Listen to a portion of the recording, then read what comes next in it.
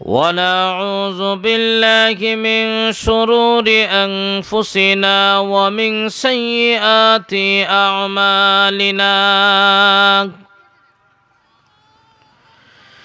من يهده الله فلا مضل له ومن يضلله فلا هادي له ونشهد أن لا إله إلا الله وحده لا شريك له ونشهد أن سيدنا وسندنا وحبيبنا وشفيعنا ومولانا محمدا عبده ورسوله الذي أرسل إلى الناس كافة بشيرا ونذيرا وداعيا إلى الله بإذنه وسراجا منيرا أما بعد فقد قال الله تبارك وتعالى في كلامه المجيد وفي فرقانه الحميد أعوذ بالله من الشيطان الرجيم بسم الله الرحمن الرحيم والعصر إن الإنسان لفي خسر إلا الذين آمنوا وعملوا الصالحات وتواصوا بالحق وتواصوا بالصبر صدق الله العظيم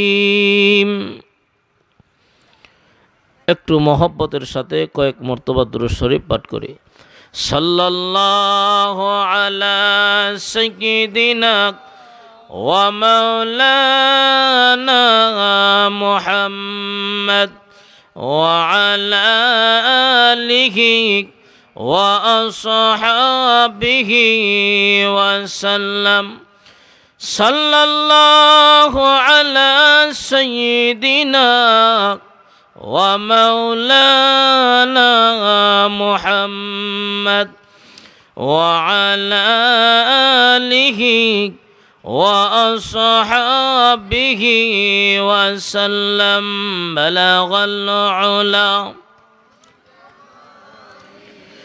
كشف الدجى بجماله حسنت جميع خصاله صلوا عليه أما بعد ঐতিহ্যবাহী করিমপুর তাজপুর নাসিরপুর ও টুকদিরাই জামিয়া ইসলামিয়া টুকদিরাই মাদ্রাসা কর্তৃক আয়োজিত আজকের এই 25তম বার্ষিক ইসলামী মহাসম্মেলনের চলন্ত অধিবেশনের শ্রদ্ধাভাজন সভাপতি সাহেব, উপস্থিত জাতির রাহবার সম্মানিত উলামায়ে কেরাম এবং সর্বস্তরের প্রাণপ্রিয় মুসলমান ভাইয়েরা, পর্দার আড়াল থেকে আলোচনা শুনছেন সম্মানিতা মা ও বোনেরা, মহান আল্লাহ পাকের দরবারে কালিমাত শুকর আদায় করি, যিনি আমাদেরকে দয়া করে আজকের এই মুবারক মজলিসে অংশগ্রহণ করার তৌফিক দিয়েছেন। সে আল্লাহ পাকের দরবারে অন্তরের অন্তঃস্থল থেকে কালিমাতুশ শুকর আদায় করি। সকলে জোরে সোরে বলে আলহামদুলিল্লাহ। প্রিয় উপস্থিতি, আমরা যারাই অংশগ্রহণ করতে পারছি এতে আমরা খুশি না বেজার? আর একটু আওয়াজ দিয়ে কোন খুশি না বেজার? আপনি আমার মতো অনেক মানুষ এখনো বিভিন্ন নিষিদ্ধ কাজে নাফরমানিতে লিপ্ত আছে না নাই? অনেক মানুষ বাসা বাড়িতে টিভির পর্দার সামনে গুনার কাজে লিপ্ত। আল্লাহ পাক রব্বুল আলামিন আপনি আমাকে যাবতীয় গুনার কাছ থেকে মুক্ত করে জান্নাতি পরিবেশে জান্নাতের বাগানে বসার সুযোগ করে দিয়েছেন। এটা আল্লাহ পাকের বহুত বড় একটা নিয়ামত। জোরে কোন ঠিক না বেঠি? তাই নিয়ামত যেই ধরনের শুকরিয়া আদায় করতে হয় সেই ধরনের। আপনি যদি আম খায়া আল্লাহর নিয়ামত শুকরিয়া আদায় করেন, আম জাতীয় নিয়ামত আল্লাহ পাক আপনাকে আরো বাড়ায় দিবেন। আপনি যদি কাঁঠাল জাতীয় নিয়ামত খায়া নিয়ামতের শুকরিয়া আদায় করেন, কাঁঠাল জাতীয় নিয়ামত আল্লাহ পাক আপনাকে বাড়ায়া দিবেন। আপনি যদি কোনো ইবাদত কইরা আল্লাহর শুকরিয়া আদায় করেন, আল্লাহ পাক আপনাকে আরো বেশি বেশি করে সওয়াবের কাজ করবার তৌফিক দান করবেন। তাই নিয়ামত যেই ধরনের হবে শুকরিয়া আদায় করতে হবে সেই ধরনের।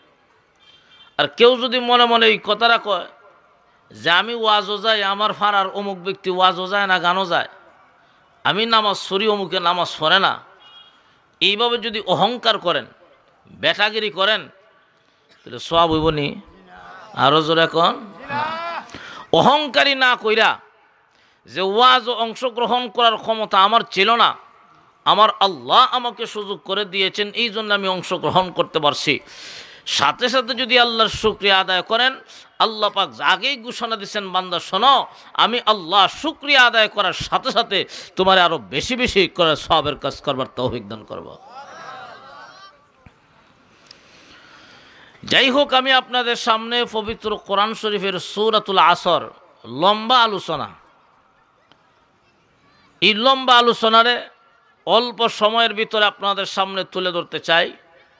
আল্লাহ পাক যেন আমাকে সহ আপনাদেরকে যেন আমলের নিয়তে শোনার তৌফিক দান করেন। সকলে বলুন আমিন। এই সূরা আল্লাহ পাক কখন নাজিল করছেন, কেন নাজিল করছেন, যাকে শানে নুজুল বলা হয়। আল্লাহর নবী সাইয়্যিদুল মুরসালিন জনাবে মুহাম্মদুর রাসূলুল্লাহ সাল্লাল্লাহু আলাইহি ওয়াসাল্লাম যখন নবুয়ত প্রাপ্ত হলেন, এখন চিন্তা করতেছেন এই নবুয়তের দাওয়াত, কালেমার দাওয়াত আমি কার কাছে দেই। সর্বপ্রথম জিনার কাছে দাওয়াত দিয়েছেন তিনি হলেন হযরতে খাদিজাতুল কুবরা রাদিয়াল্লাহু আনহা, নবীজির স্ত্রী। ওনার কাছে যখন দাওয়াত নিয়ে গেছেন, বিনা প্রশ্নে উনি কালেমা পড়ে মুসলমান হয়ে গেছেন।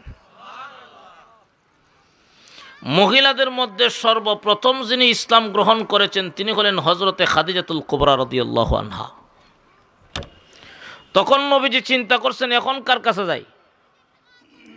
সমাজের এমন একজন ব্যক্তিকে আমার দাওয়াত দিব, জিনার দাওয়াত গ্রহণ করার মাধ্যমে সমাজের মানুষ ইসলাম ধর্মকে হেয় প্রতিপন্ন করবে না।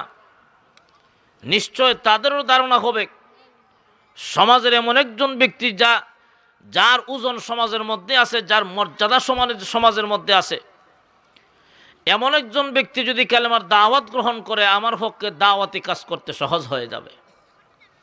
তাই আল্লাহর রাসূল চিন্তা করছেন, আমার পরম বন্ধু হযরতে আবু বকর, ওনারা আমি কালেমার দাওয়াত দিব।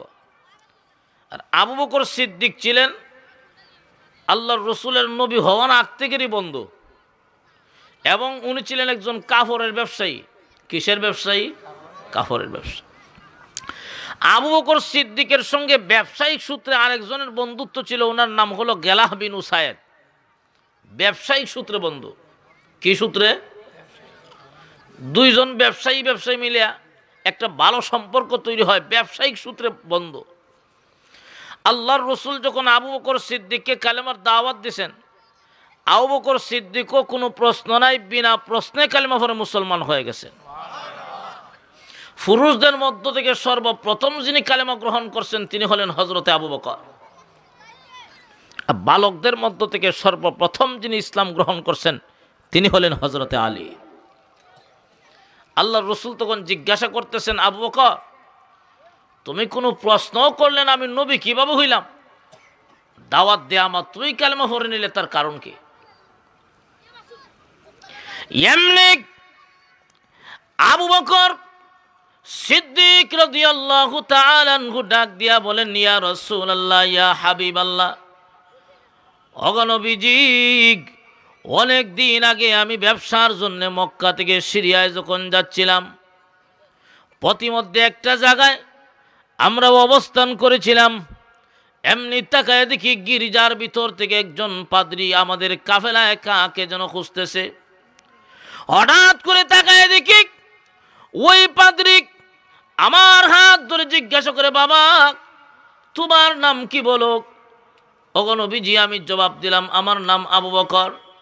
জিজ্ঞাসা করে তোমার বাবার নাম কি? আমার বাবার নাম আবু কুহাফা। এমনি ওই লোকটা ডাক দিয়া কয়, তোমার বাড়ি কি মক্কা নগরীতে নাকি?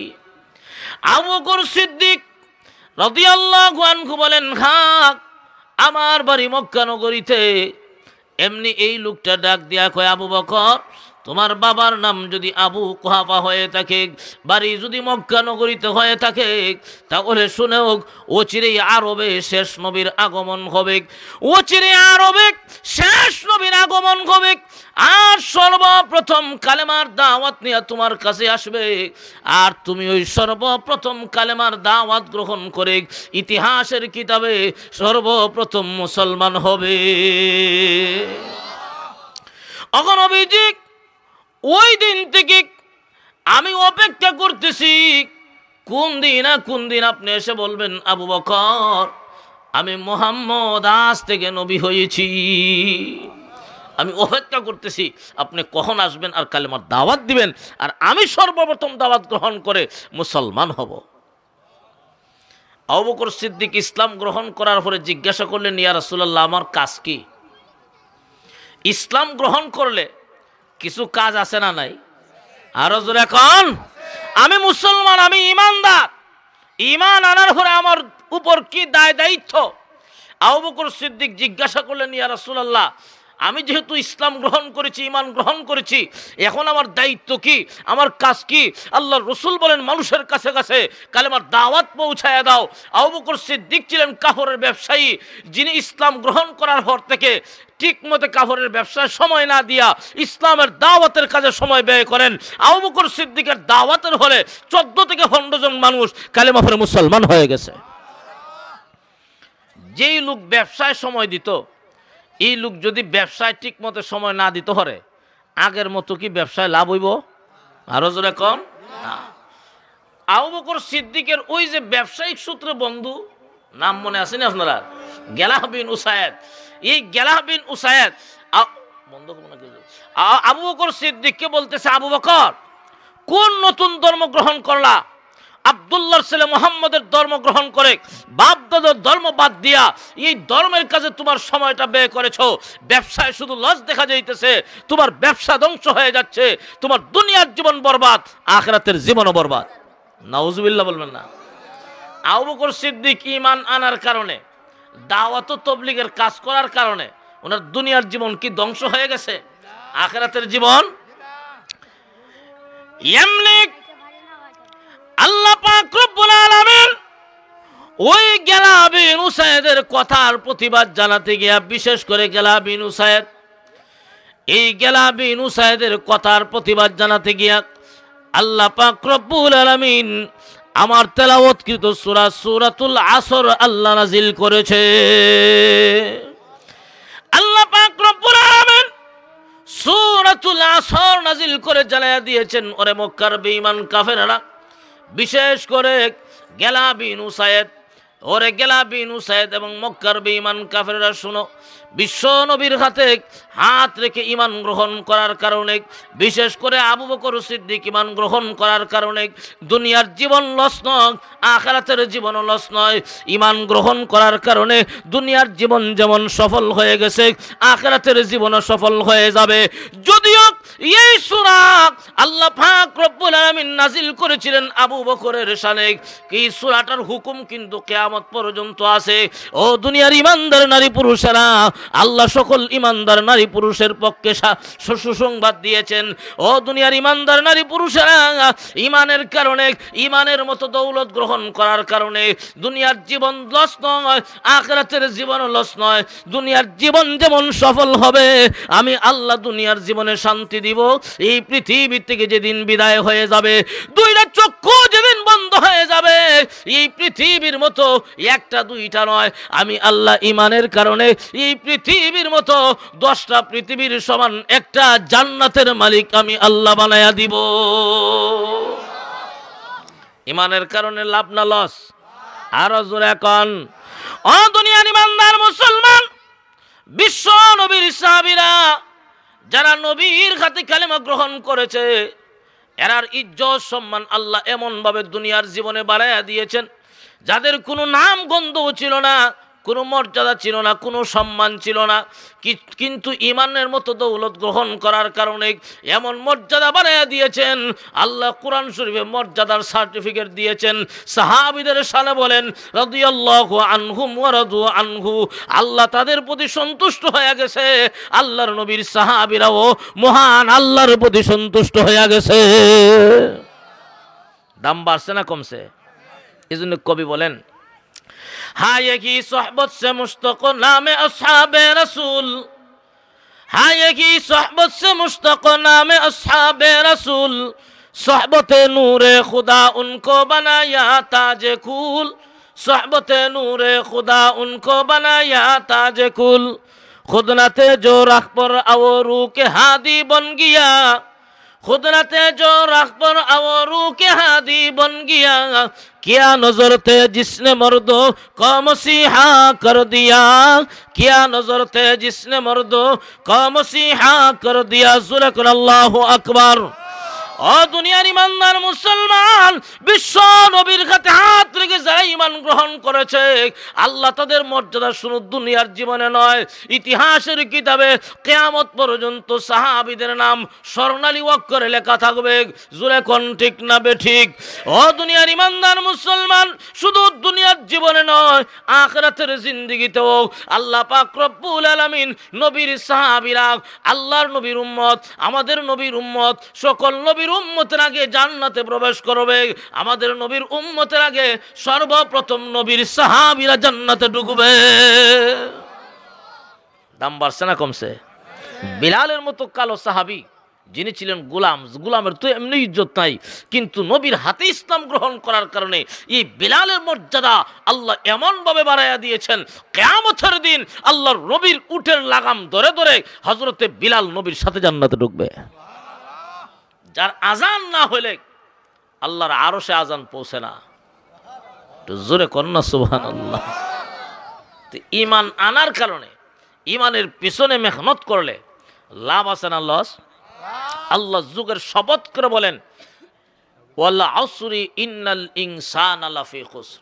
মাইকের সাউন্ড একটু বাড়াই দেওয়া যায় না? লক্ষ্য করে দেখেন, আল্লাহ শপথ করে বলেন, যুগের শপথ করে বলেন। আমি যে পয়েন্টটা বোঝাতে চাই, ইন্নাল ইনসানা লাফি খুসর, আল্লাহ বলেন নিশ্চয় মানুষেরা বড় ক্ষতিগ্রস্ত। কোন মানুষ? রইসুল মুফাসসিরিন আব্দুল্লাহ ইবনে আব্বাস রাদিয়াল্লাহু আনহু বলেন, এখানে ইনসান শব্দ দ্বারা আল্লাহ বুঝাইয়া দিলেন দুনিয়ার ইমানদার নারী পুরুষের জীবন ক্ষতিগ্রস্ত না, বেঈমান কাফেরের দুনিয়ার জীবন যেমন ক্ষতিগ্রস্ত, আখিরাতের জীবনও ক্ষতিগ্রস্ত। জোরে কোন ঠিক না বেঠিক? আমি ইমানদার, ঈমান আনার কারণে আমার কি মর্যাদা হলো, দুনিয়ার জীবনে কি মর্যাদা, আখিরাতে কি মর্যাদা, আমার দাম কি পরিমাণ আমি নিজেই জানি না। জোরে কোন ঠিক না বেঠিক? ইমানদারের দাম কি পরিমাণ, মর্যাদা কি পরিমাণ, আমার নিজের দামটা আমি নিজেই জানি না। হযরতে আব্দুল্লাহ ইবনে হুযাফা রাদিয়াল্লাহু আনহু রোম সম্রাটের হাতে ধরা পড়ছেন। রোম সম্রাট কয়, এ আব্দুল্লাহ ইবনে হুযাফা, এখনো সময় আছে, এখনো সময় আছে, মুহাম্মদের ধর্ম বাদ দাও, ঈমান যদি ছাড়তে পারো আমার রাজত্বের অর্ধেকের মালিক তোমার বানায় দিলাম। যে আমরার মতো কোনো মুসলমানরা যদি কোয়া হয় তোমার এমপি বানাই দিলে মুইমান ছেড়ে দিলাও, এমপিও লাগতো না, নির্বাচন আইলে 1000 টাকা দিয়া ইমানদাররা কিনন যায়। আরো জোরে এখন কিন্তু নবীর সাহাবী কি জবাব দিছিলেন? মা মালিকাদ দুমি লাউ উতিয়ানি মা তামলিকু ওয়া মিম্মা ইয়ামলিকুল আরাব ফামা রাজাতু আন দীনি মুহাম্মাদিন তারফাতা আইনি। আল্লাহর নবীর সাহাবী আব্দুল্লাহ ইবনে খুযাফা রাদিয়াল্লাহু আনহু ডাক দিয়া বলেন, হে রোমের বাদশা, শুধু তোমার রাজত্ব কেন, সারা আরবের রাজত্বের মালিক যদি আমাকে বানাইয়া দেওয়া হয়, এরপরেও আমি আব্দুল্লাহ ইবনে খুযাফা একটা মুহূর্তের জন্যও ঈমান ছাড়তে পারি না। হে রোমের বাদশা, শোনো, তুমি আমাকে রাজত্বের মালিক বানাইয়া দিবা এই লোভ দেখাও, কিন্তু তুমি জানো না আমি যেই নবীর হাতে হাত রেখে ইসলাম গ্রহণ করেছি, আমার নবী বলেছেন শুধু ঈমানটা নিয়ে যদি কবরে যাইতে পারি, কোনো বেজাল নাই, নির্বেজাল ঈমান, নির্বেজাল ঈমানটা নিয়ে যদি কবরে যাইতে পারি, এই পৃথিবীর রাজত্ব কেন, এই পৃথিবীর মতো 10টা পৃথিবীর সমান একটা রাজত্বের মালিক আল্লাহ বানায়া দিবেন। এই পৃথিবীর মতো কয়টা পৃথিবী? 10টা পৃথিবীর এর চেয়ে আরো বেশি যদি ঈমানের দাম হয়, 10টা পৃথিবীর সমান যদি ঈমানের মূল্য হয়, তাহলে এত দামি জিনিস আমরা গ্রহণ করছি। ঈমান দামি জিনিস যদি কোনো জায়গায় থাকে, দামি জিনিসের প্রতি সুর ডাকাইতে লোভ আছে না নাই? আপনার ঘরে যদি 10 কেজি ওজনের স্বর্ণের চাক্কা থাকে, রাত্রে সুরের লাগে ঘুমাইতে পারবা?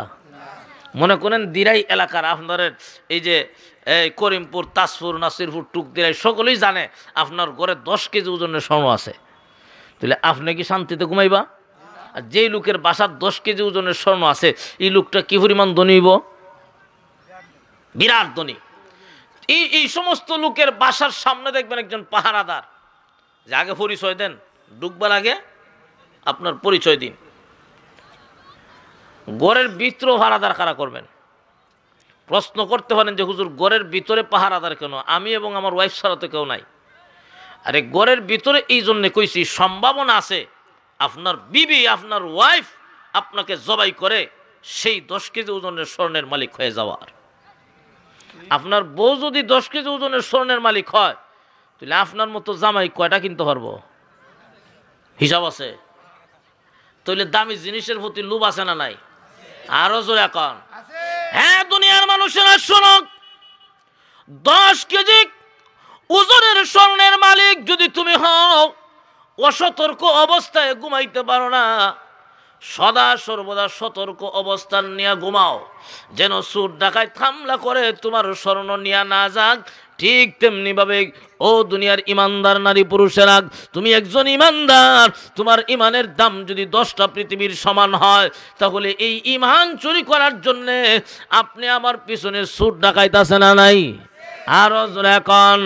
হ্যাঁ মুসলমান ইমানদার ভাইয়েরা আমার, আমাদের ইমান ধ্বংস করার জন্য, ইমান চুরি করার জন্য 24টা ঘন্টা আপনি আমার পিছনে শয়তানও আছে, ইহুদি খ্রিস্টানও আছে।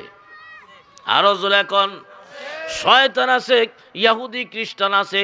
কেমন অবস্থায় আছে দেখা তো যায় না, এমন অবস্থায় আছে একটা বিড়াল দেখবেন ইঁদুর ধরার জন্যে যেইভাবে বাউয়া তাকে রাডার হিট করে রাখে, ঠিক তেমনিভাবে ইমানদারের ইমান ধ্বংস করার জন্যে 24টা ঘন্টা শয়তান আপনি আমার পিছনে লেগে আছে। ইহুদি খ্রিস্টানের চক্রান্ত মুসলমানের সমাজে আজকে বিস্তার লাভ হয়ে গেছে।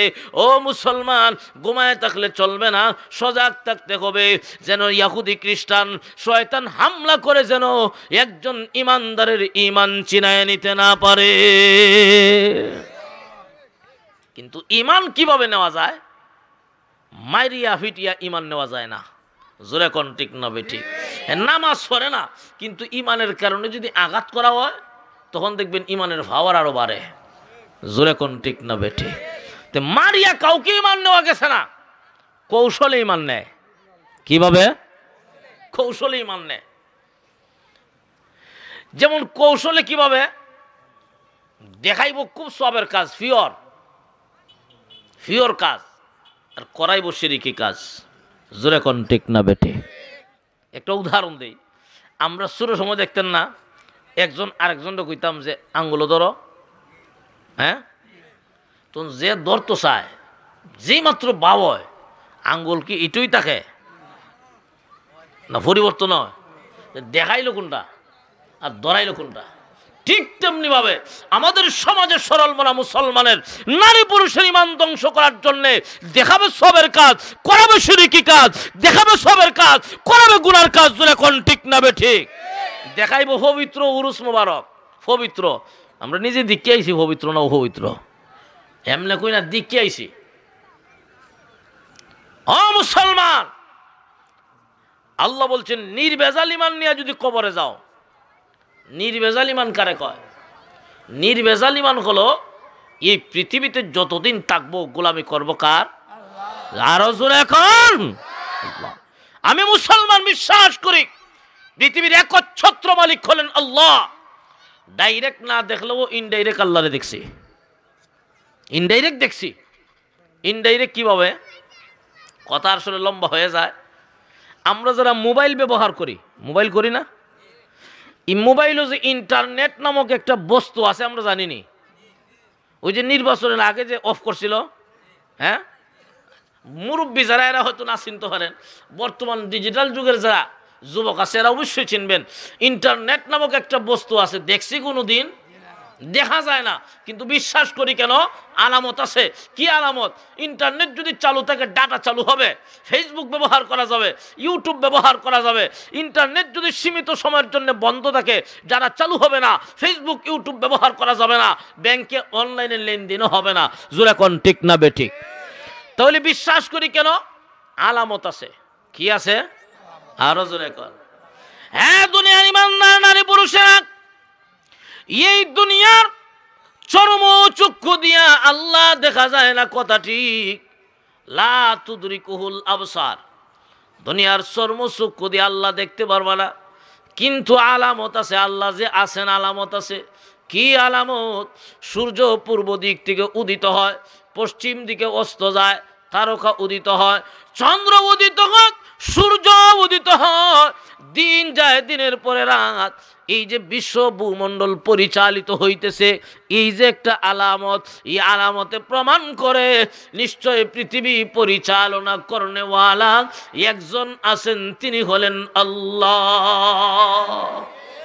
আলামত আসেনি? ডাইরেক্ট না দেখলেও ইনডাইরেক্ট দেখা যায়নি। যেমন মনে করেন আমরা দেখতেছি এখান থেকে দেখা যায় ওই গ্রামের উপরের দোয়া উড়ে, দোয়া উড়লেই বোঝা যায় নিচে আগুন। জোরে কোন ঠিক না বেঠিক? ও দুনিয়ার ইমানদার মুসলমান, আল্লাহ দেখি নাই কিন্তু বিশ্বাস করি, ডাইরেক্ট না দেখলেও ইনডাইরেক্ট আল্লাহরে দেখেছি।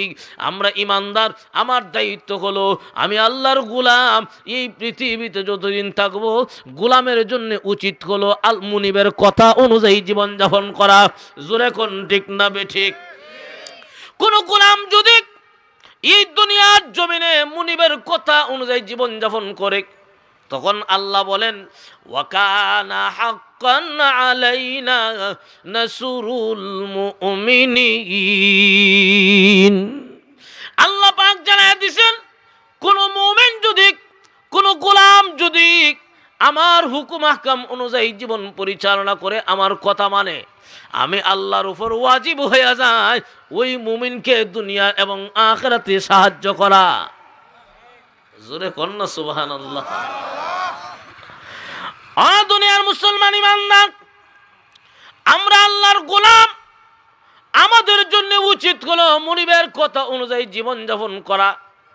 নির্ভেজাল ইমানের অর্থ হলো এই পৃথিবীতে যতদিন থাকবো, আল্লাহ কোরআনে বলেন ওয়াবুদু রাব্বাকা হাত্তা ইয়াতিয়াকাল ইয়াকিন, মরণ পর্যন্ত আমার গোলামি কইরা যাও। বান্দারে, তোমার যা কিছু দরকার, যা কিছু প্রয়োজন আমার কাছে চাও। আমরাও কই আল্লাহ ইয়াকা না'বুদু ওয়া ইয়াকা নাস্তাঈন, আল্লাহ একমাত্র তোমার ইবাদত করি, তোমারই কাছে সাহায্য চাই। আমরা সাহায্য চাইব কার কাছে? আরো জোরে কোন। ও দুনিয়ার মুসলমান ইমানদার, আপনি আমার মতো অনেক মুসলমান নারী পুরুষ এমন আছে আল্লাহর সামনে যেমন সেজদা দেয় বাবার মাজারে গিয়েও দেয় নাই? আপনার সমাজের কিছু মুসলমান নারী পুরুষ এমন আছে সন্তান হয় না আল্লাহর কাছে বসায় বাবার মাজারে গিয়াও ওয়ালো 8টা গোসায় আর হেঁটো গোসায় বাবা সন্তান হয় না একটা সন্তান দেয়। জোরে কোন ঠিক না বে ঠিক? এই লোক কত নম্বরের মুমিন? এ কি 1 নম্বরের মুমিন নাকি? আরো জোরে কোন না, কখনোই হতে পারে না।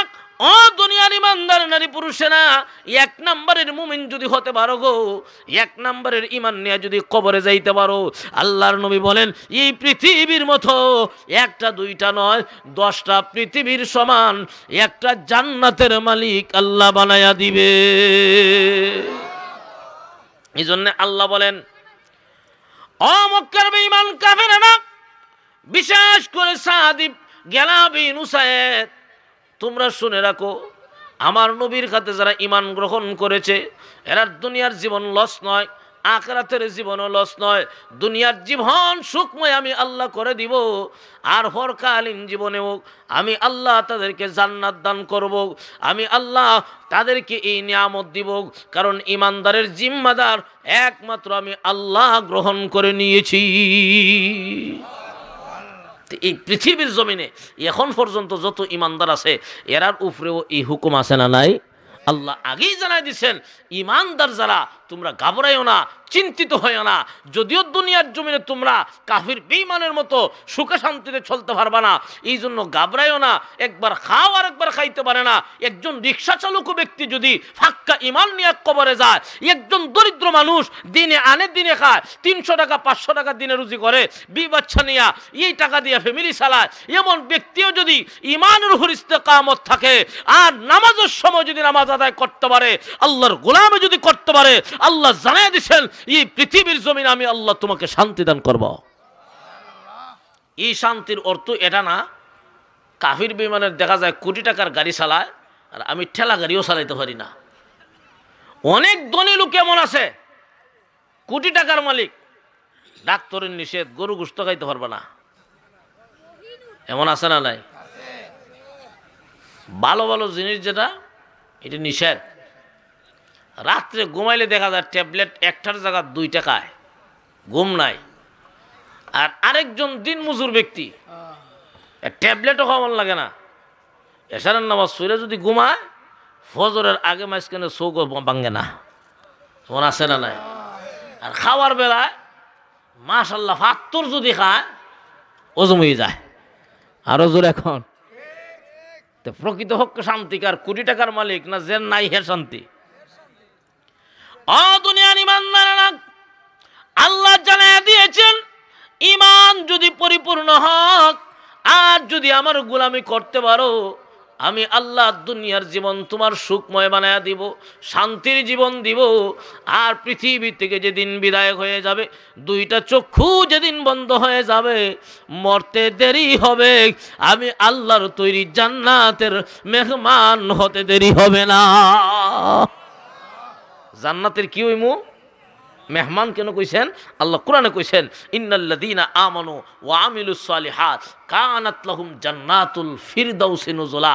জান্নাতুল ফিরদাউসের মেহমান বানাইমু। মেহমান কেন? মেহমান দুনিয়ার জগৎ জীবনে আপনার বাড়ির যদি আপনার বিয়ে আসে, আপনার বাড়িতে যদি আপনার কোনো আত্মীয় আসে, কোনো মেহমান যদি আসে, মেহমানের জন্য দেখবেন ভালো খাবার ভালো থাকার ব্যবস্থা হয়। জোরে কোন ঠিক না বেঠিক? মেহমানদারির জীবন আরামের জীবন। আর গোলাম যদি হয় এরও কি আপনি ভালো খাবার দিবেন মেহমানের মতো? আরো জোরে কর না। তো এই দুনিয়ার জীবনে আমরা মেহমান নয়, আমরা গোলাম। জোরে কোন ঠিক না বেঠিক? দুনিয়ার জীবনে আমরা মেহমান না গোলাম? আরো জোরে কোন কার গোলাম? আমাদের মুনিব কে? আল্লাহ। আমরা হলাম আল্লাহর গোলাম। ও দুনিয়ার ইমানদার মুসলমান, দুনিয়ায় তুমি মেহমান হয়ে আসো নাই, দুনিয়ায় তুমি আল্লাহর গোলাম হয়ে আসছো। জোরে কোন ঠিক না বেঠিক?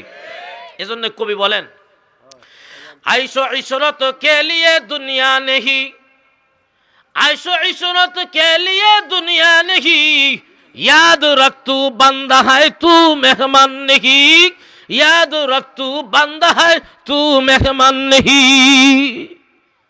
ও দুনিয়ার মানুষেরা, আরাম আয়েশের জন্য দুনিয়া নয়, আরাম আয়েশের জন্য দুনিয়া নয়। এই দুনিয়ায় তুমি আল্লাহর গোলাম হয়ে আসছো, মেহমান হয়ে নয়। দুনিয়ার গোলাম যেমন মুনিবের কথা মানে, তোমার জন্য উচিত হলো আল্লাহর কথা অনুযায়ী দুনিয়ার জীবন পরিচালনা করা। জোরে কোন ঠিক না বেঠিক? কোন বান্দা কোন বান্দি যদি আল্লাহর কথা অনুযায়ী জীবন যাপন করতে পারে, আল্লাহ ওয়াদা দিয়েছেন ওয়া কানা হাক্কান আলাইনা নাসরুল মুমিনিন, ওই মুমিনকে সাহায্য করা আমি আল্লাহর উপর ওয়াজিব হয়ে যায়। সাহায্য মানে কি? সাহায্য অর্থ কি? সাহায্য অর্থ হলো দুনিয়ার জীবনের শান্তি, বেঈমান কাফেরের মোকাবেলায় বিজয়ী, পরকালীন জীবনে জান্নাত। আল্লাহর পক্ষ থেকে আমাদেরকে যে সফলতা দেওয়া হবে, আল্লাহর পক্ষ থেকে আমাদেরকে যেই পুরস্কার দেওয়া হবে, সেই পুরস্কারটার নাম হলো দুনিয়ার জীবনের শান্তি, বেঈমান কাফেরের মোকাবেলায় বিজয়ী, আর পরকালীন জীবনে জান্নাত। কিন্তু এখন প্রশ্ন করতে পারেন, আমরা মুসলমান তো দেখা যায় বেঈমান কাফেরের মোকাবেলায় বিজয়ী না? জায়গায় জায়গায় আজকে মুসলমান মার খাইতেছে কিনা? আরো জোরে কর। কেন? মুসলমানের এত সংখ্যা, মুসলমানের সংখ্যা বেশি থাকার পরেও বেঈমান কাফেরের হাতে পরাজিত কেন? বেঈমান কাফেরের হাতে ফিটা খায় কেন? মাইর খায় কেন? তার জবাব বিশ্বনবী রাহমাতুল্লিল আলামিন 1450 বছর আগে দিয়া গেছে। কি? قال النبي صلى الله عليه وسلم يوشك الأمم أن تداعى عليكم كما تدعى الآكلة إلى قصعتها وقال قائل ومن قلة نحن يومئذ قال بل أنتم يومئذ كثير ولكنكم غثاء كغثاء السيل ولا ينزعن الله من صدور عدوكم المهابة منكم فقال قائل يا رسول الله يا رسول الله وما الوهن قال حب الدنيا وكراهية الموت। আল্লাহ রসুল বলেন, আখিরি জমানায় আমার উম্মতদেরকে ধ্বংস করার জন্যে, মারার জন্যে বেঈমান কাফেরেরা একদল আরেক দলকে ডাকাডাকি করবে। ইহুদি খ্রিস্টান ইহুদিদেরকে সকল বাতিল মতবাদ এক হইয়া ডাকতে থাকবে। কি অবস্থায়? আমরা যেমন ভাবে দস্তরখানা বিছায়া, দস্তরখানা চেনেন না? দস্তরখানা বিছাইয়া খানা রেডি কইরা একজন আরেকজনকে ডাকি, যাইও খানা রেডি, ভাত খাইলাই, যেমন ভাবে ডাকাডাকি করি মুসলমানদেরকে ধ্বংস করার জন্য সমস্ত বেঈমান গোষ্ঠী এক হয়ে একজন একদল আরেক দলকে ডাকাডাকি করবে, আসো মুসলমান শেষ করে দিব, মুসলমান রাখবো না। সাহাবী প্রশ্ন করলেন, ইয়া রাসূলুল্লাহ, এই সময় মুসলমানের সংখ্যা কি কমইব? আল্লাহ রসুল বলেন, বাল আনতুম ইয়াউমা ইজিন কাসীর, না, ওই সময় মুসলমানের সংখ্যা আরো বেশি হবে। সাহাবী প্রশ্ন করলেন, তইলে ফিটা খাইব কেন? আল্লাহর রসুল বলেন, ওই সময় মানুষের অন্তরে ওহন ঢুকে যাবে, ওয়ালা ইয়াকযিফান্না ফি কুলুবিকুমুল ওয়াহনা, ওই সময় মুসলমানের অন্তরে ওহন ঢুকে যাবে। সাহাবী প্রশ্ন করলেন, ওয়ামাল ওয়াহনু ইয়া রাসূলুল্লাহ, ওগো নবীজি ওহন কাকে বলে? ওহন কাকে বলে? আল্লাহর রাসূল বলেন, ওহন দুইটা জিনিসের নাম, হুব্বুদ দুনিয়া ওয়া কারাহিয়াতুল মাউত। ওই আখিরি জামানার উম্মতের অন্তরে দুনিয়ার লোভ ঢুকে যাবে আর মরণের ভয় ঢুকে যাবে। এই দুইটা কারণে মুসলমানের সংখ্যা বেশি থাকার পরেও বেঈমান কাফেরের হাতে নির্যাতিত হবে। জোরে কোন ঠিক না বেটি? দুনিয়ার লোভ আমরা আসেনি, আরো জোরে কোন? পদের লোভ, গদির লোভ, টাকার লোভ, সম্মানের লোভ।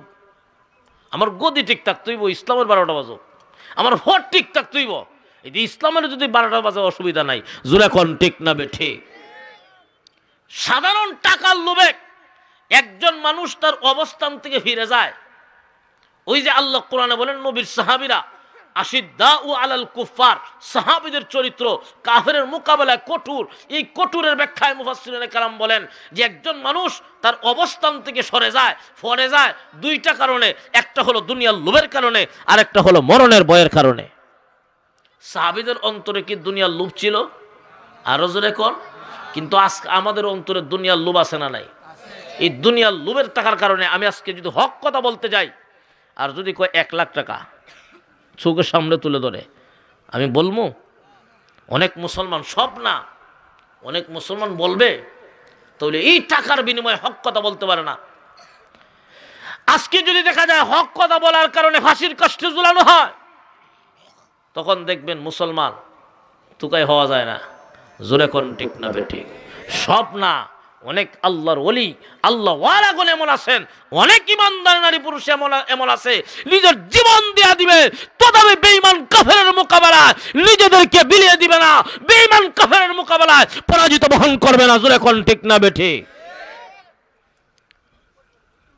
নবীর সাহাবীরা যারা ঈমান রক্ষার জন্য, এক নম্বর যে পয়েন্টটা ইল্লাল্লাযীনা আমানু, যে নবীর সাহাবীরা যে ঈমান গ্রহণ করছেন, সেই ঈমান রক্ষার জন্য জীবন দিয়েছেন। বাড়িঘর ছাড়ছে, দেশ বাড়ি আত্মীয় স্বজন সব ছাড়ছে, কিন্তু ঈমান ছাড়ছে? আরো জোরে কর। ঈমানের জন্য সব ছাড়তে পারি, সব বিসর্জন দিতে পারি, নিজের জীবন দিতে পারি, জীবনের জন্য ঈমান দিতে পারি না। জোরে কোন ঠিক না বেঠিক? ও দুনিয়ার ইমানদার মুসলমান, এখনো যদি এমন কোন পরিস্থিতি সৃষ্টি হয় ঈমান রক্ষার জন্য, ইসলাম রক্ষার জন্য নিজের জীবন দেওয়ার মতো পরিস্থিতি যদি হয়, নিজের জীবন দিয়ে হলেও ইসলাম টিকায় রাখবো, কারা কারা রাজি আছে একটু হাতটা উঠায় দেখাই। আল্লাহ তুমি কবুল করো, আল্লাহ তুমি কবুল করো। হাত নামান।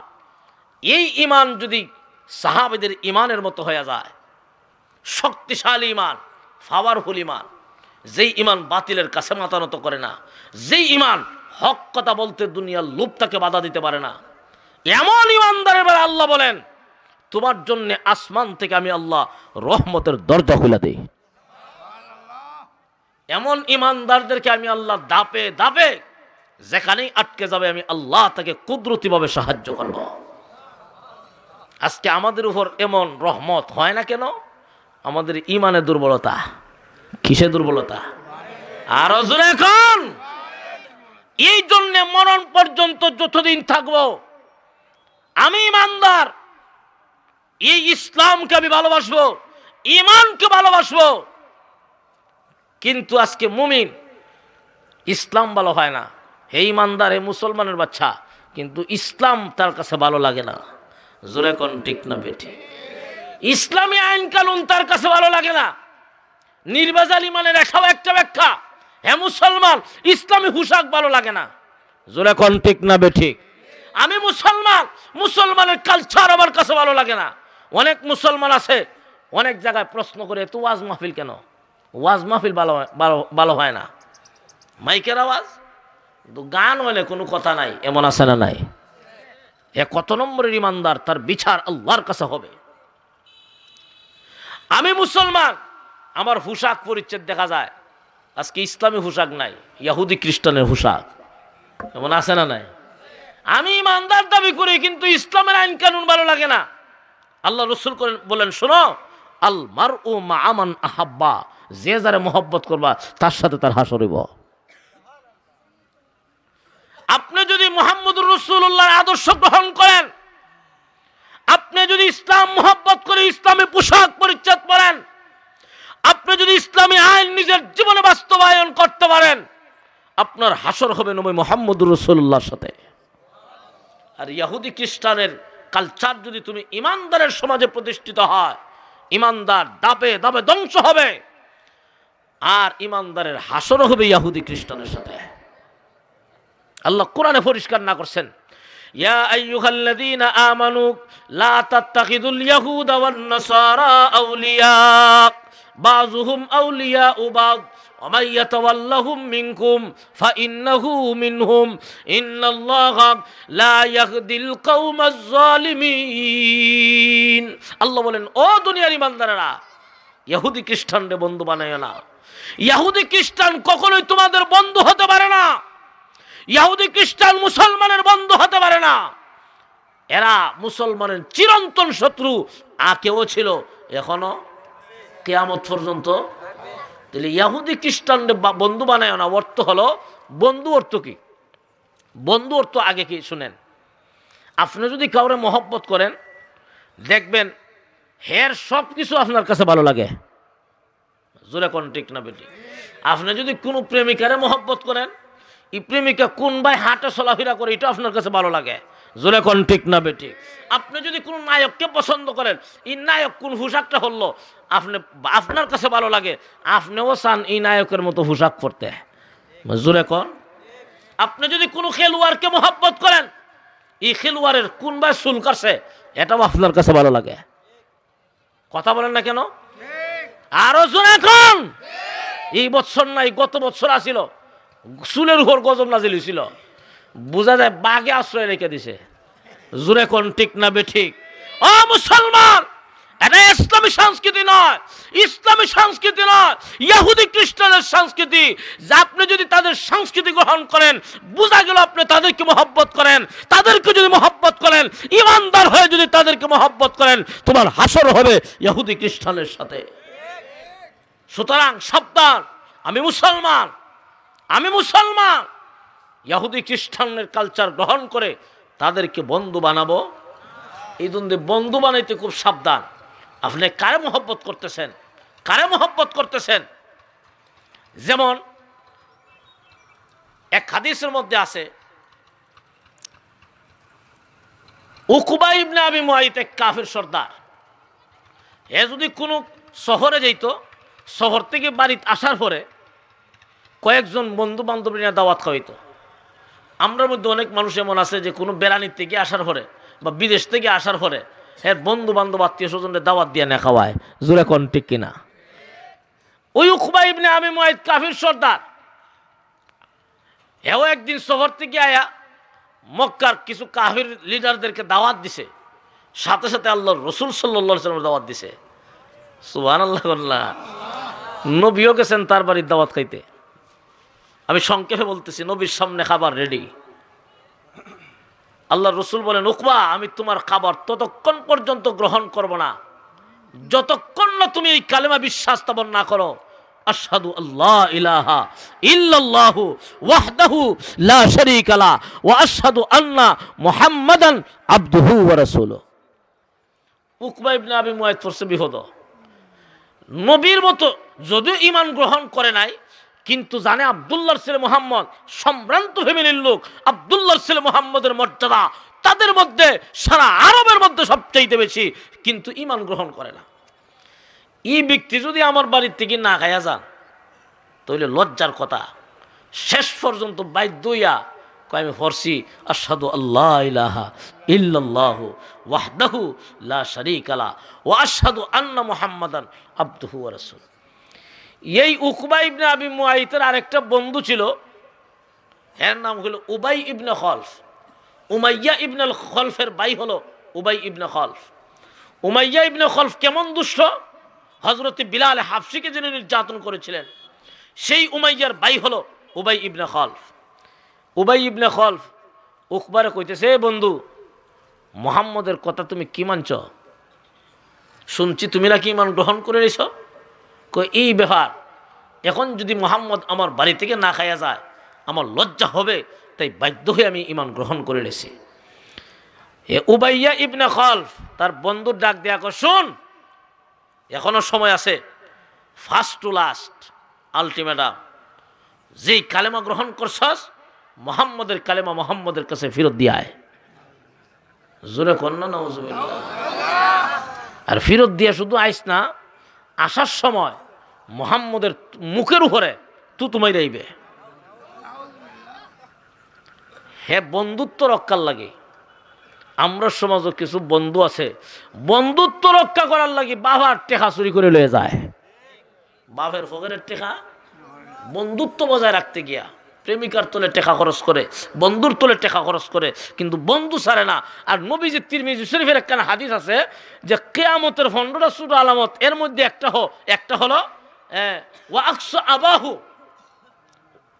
যে বাপদেরকে পরের মনে করবে, ওয়া আদনা সাদিকাহু, বন্ধুদেরকে নিজের মনে করবে। বন্ধুত্ব রক্ষা করার লাগি বাপের ফকেরের টেকা সম্পদ চুরি করে বিচ্ছিলিব বন্ধুর পিছনে খরচ করার জন্য। জোরে কোন ঠিক না বেটি? উকবা ইবনে আবি মুআইত বন্ধুত্ব রক্ষা করার জন্য, কারণ আলটিমেটাম দিছে, যদি না ছাড়ে, ঈমান যদি না চলে, তার সাথে বন্ধুত্ব থাকবে না। উকবা ইবনে আবি মুআইত পড়ছে এখন ফাটাবাসের সিফাত, যে আমি যদি মুহাম্মদের কালেমা গ্রহণ করি আমার বন্ধু হইতাম না। তাক বন্ধুত্ব নষ্ট করে লাভ নাই। আল্লাহ রসুলের কাছে উপস্থিত, হ্যাঁ মুহাম্মদ আপনার কালেমা গ্রহণ করেছিলাম, এখন আমি আমার বন্ধুর কথায় সিদ্ধান্ত নিছি, হে মুহাম্মদ আপনার কালেমা আমি ফেরত দিয়া দিলাম, নেন আপনার কালেমাটা নেন। আল্লাহ নবী বিশ্ব নবী রাহমাতুল লিল আলামিন ওনার অন্তরে দারুণ আঘাত লেগে গেল। আহারে এতদিন পর্যন্ত যারাই কালেমা গ্রহণ করেছে কেউ ফেরত দেয় নাই, কেউ কালেমা থেকে বিচ্ছিত হয় নাই, কেউ কালেমা বাদ দেয় নাই, কিন্তু আজকে তো দেখা যায় এই কালেমা বাদ দেয় নেওয়ালা লোক আমার সামনে হাজির। উকবা ইবনে আবি মুআইত আল্লাহ নবীকে এই কথা বলে আর কই, হে মুহাম্মদ আমি চলে যাই, আপনার কালেমাটা নেন, ফেরত নিয়ে আনেন। আসার সময় আল্লাহর নবীর পবিত্র চেহারা মুবারকের উপর যেই মাত্র তুতু মারলো, আল্লাহ কি আছেন না? আরো জোরে কোন, এমনি আল্লাহ পাক রব্বুল আলামিন বিশ্ব নবীর চেহারার সামনে এবং তার তুতুর মাঝখানে আল্লাহ কুদরতি ভাবে একটা আড়াল তৈরি করলেন। তার তুতু নবীর চেহারাতে লাগে নাই, ওই আড়ালের মধ্যে লাইগা উল্টা উকবা ইবনে আবি মুআইতের চেহারার উপর যেই মাত্র লাগছে সাথে সাথে উকবা ইবনে আবি মুআইতের চেহারা বিকৃত হয়ে গেছে। তাই আল্লাহ পাক রব্বুল আলামিন সাথে সাথে কুরআনের আয়াত নাজিল করে জানায়া দিলেন, ওয়ায়াউমা ইয়াআদ্দুজ জালিমু আলা ইয়াদাইহি ইয়াকুলু ইয়া লাইতানি ইত্তাখাযতু মা'আর রাসূলি সাবিলা ইয়া ওয়াইলাতা লাইতানি লাম আত্তাখিজ ফুলানান খালিলা। ওই কিয়ামতের কঠিন ময়দানে উকবা ইবনে আবি মুআইত যে ইসলাম গ্রহণ করেছিল এরপর ইসলাম বাদ দিয়া দিছে, তার শাস্তি হবে গো নবীজি। কিয়ামতের কঠিন ময়দানে নিজের হাতগুলোর চামড়া নিজে নিজে টান দিয়া ছিড়বে আর বলবে, আহারে ওয়ায়াউমা ইয়াআদ্দুজ জালিমু আলা ইয়াদাইহি ইয়াকুলু ইয়া লাইতানি ইত্তাখাযতু মা'আর রাসূলি সাবিলা। হায় আফসোস, হায় আফসোস, আমি কেন দুনিয়ার জমিনে মুহাম্মদকে গ্রহণ করলাম না, আমি কেন মুহাম্মদকে গ্রহণ করলাম না। ইয়া ওয়াইলাতা লাইতানি লাম আত্তাখিজ ফুলানান খালিলা। হায় আফসোস, হায় আফসোস, আমি কেন উবাইয়া ইবনে খলফে বন্ধু বানাইলাম, কেন মুহাম্মদকে বন্ধু বানাইলাম না। ও দুনিয়ার মুসলমান ইমানদার, যদিও আল্লাহ আয়াত নাজিল করেছে উকবা ইবনে আবি মুআইতের শানে, কিন্তু এই আয়াতের হুকুম এখনো আছে না নাই? আরো জোরে কোন, কিয়ামত পর্যন্ত থাকবে যারাই ঈমান গ্রহণ করেছে ঈমানদার, কিন্তু ইসলাম ভালো লাগে না, ঈমান ভালো লাগে না, ঈমানদার কিন্তু ইসলামী কালচার ভালো লাগে না, ঈমানদার কিন্তু ইসলামী পোশাক ভালো লাগে না, তাদের শাস্তিও কিয়ামতের মাঠে ইবনে আবি মুআইতের মতো নিজের হাতগুলা টেনে টেনে ছিড়বে আর বলবে, আরে আমি না মুসলমান ছিলাম, কেন বিশ্ব নবীর আদর্শ আমার মধ্যে ফিট করলাম না, কেন ইহুদি খ্রিস্টানের আদর্শ ইহুদি খ্রিস্টানের পোশাক পরিচ্ছেদ আমি কেন গ্রহণ করলাম। ও দুনিয়ার ইমানদার মুসলমান, ওই কিয়ামতের কঠিন ময়দানে আফসোস করে কোনো লাভ হবে না। জোরে কোন ঠিক না বেঠিক? এই জন্য মুসলমান ভাইয়েরা আমার, এই দুনিয়ার জমিনে দুইটা চক্ষু বন্ধ হবার আগে নিজের মধ্যে ইসলাম ফিট করো। তুমি যে ইমানদার এই কথাটা চিন্তা কইরা দুনিয়ার জীবন পরিচালনা করবে, নিজের ব্যক্তিগত জীবন পরিচালনা করবে, পারিবারিক জীবন ইমানদার অনুযায়ী জীবন যাপন করবে, ব্যক্তিগত জীবন পারিবারিক জীবন এইগুলা পরিচালনার সময় যদি তুমি নিজে এই কথাটা মন চিন্তা করো, আমি ইমানদার, ইসলামী তরিকায় আমার নবীর আদর্শ মোতাবেক আমার নিজের জীবন গড়ব, আমার নবীর আদর্শ মোতাবেক আমার পরিবার চালাবো, তবেই দেখা যাবে তোমার নিজের মধ্যে শান্তি চলে আসবে, তোমার পরিবারের মধ্যে শান্তি হবে, আল্লাহর পক্ষ থেকে রহমত বরকত নাজিল হতে থাকবে। যে মাইক ওষুধ বেচার মাইক এসছে দাঁড়াওয়ালা, ওই যেখান দিকে এলাম হিন্দু তার মনে ওয়াজ হয়, হেরারও ওয়াজ, আমরা এই মাইক থেকে বলা না, গলা ঠিক আছে, লক্ষ্য করে দেখেন। তাহলে আমি মুসলমান, আমাকে সবসময় খেয়াল রাখতে হবে আমি ঈমান এবং ইসলাম নিয়ে কিভাবে পৃথিবীতে থাকবো, আমি ইসলাম নিয়ে পৃথিবীতে থাকবো, কিন্তু আজকে মুসলমানের সমাজে বিজাতিদের কালচার, ইহুদি খ্রিস্টানের কালচার, ইহুদি খ্রিস্টানের আদর্শ মুসলমানের সমাজে আজকে বাস্তবায়ন। জোরে কোন ঠিক না বেঠিক? আমি মুসলমানের সন্তান, আমার এক নাম্বার দায়িত্ব হলো আল্লাহ দুনিয়ায় মানুষ সৃষ্টি করেছেন আল্লাহর কোরআন শিক্ষার জন্য। জোরে কোন? সূরাতুর রহমানের তাফসীরে আর রহমান আল্লামাল কোরআন খালাকাল ইনসান, আল্লাহ কোরআন শিক্ষা দেওয়ার কথা আগে বলেছেন।